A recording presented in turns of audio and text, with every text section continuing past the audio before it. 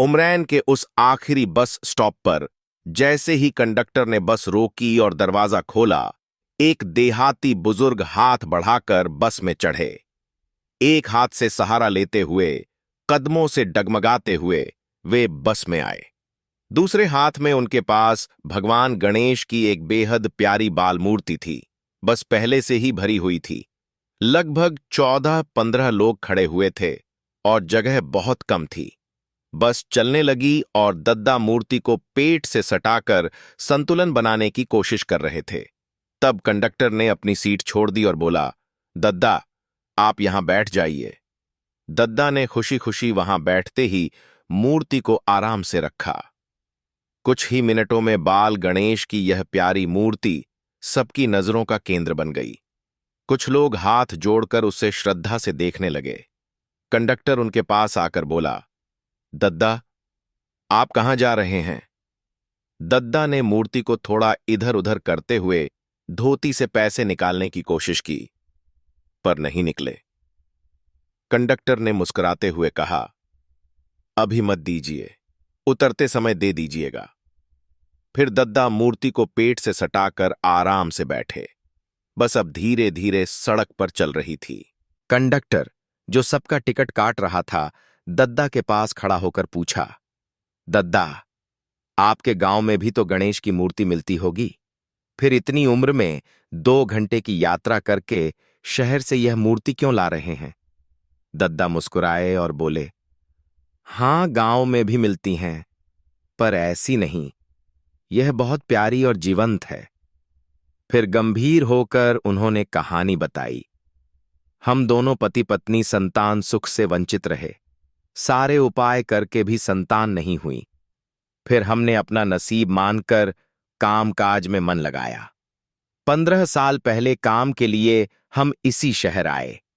गणेश पूजा का त्योहार निकट था। बाजार में मेरी पत्नी ने इसी तरह की मूर्ति देखी और उसे सीने से लगा अपना बेटा मान लिया।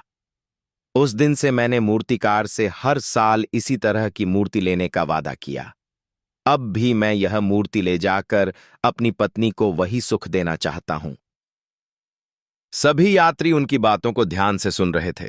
कुछ लोग मुस्कुराते हुए हाथ जोड़ रहे थे। तभी पीछे बैठी महिला ने पूछा, दद्दा, फिर मूर्ति को विसर्जित नहीं करते? दद्दा ने हल्की मुस्कान के साथ कहा, विसर्जन करते हैं, पर इन 10 दिनों में उसका वात्सल्य और हमारे जीवन का सुख अलग होता है। मैं जब तक संभव होगा यह सुख देता रहूंगा। बस अब गांव के पास थी। पास खड़े एक यात्री ने कहा, दद्दा, मूर्ति मुझे दीजिए। दद्दा ने धीरे से मूर्ति उसके हाथ में थमाई और कंडक्टर को पैसे दिए। लो बेटा, 1.5 टिकट।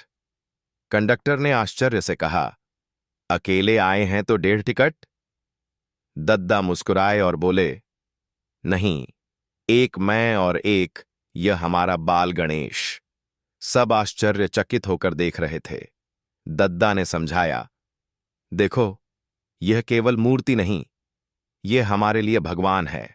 बस रुक गई। कंडक्टर और सभी यात्री देखकर बोले, देखिए दद्दा, कितनी नाजुक तरह से मूर्ति को थामे हुए हैं। दद्दा दोनों हाथों में बाल गणेश को थामे धीरे धीरे गांव की पगडंडी पर उतर गए। यह दृश्य देखकर सभी ने महसूस किया, यह सिर्फ मिट्टी की मूर्ति नहीं, यह दद्दा और उनकी पत्नी का बेटा है, उनका प्यार है, उनकी आशा है।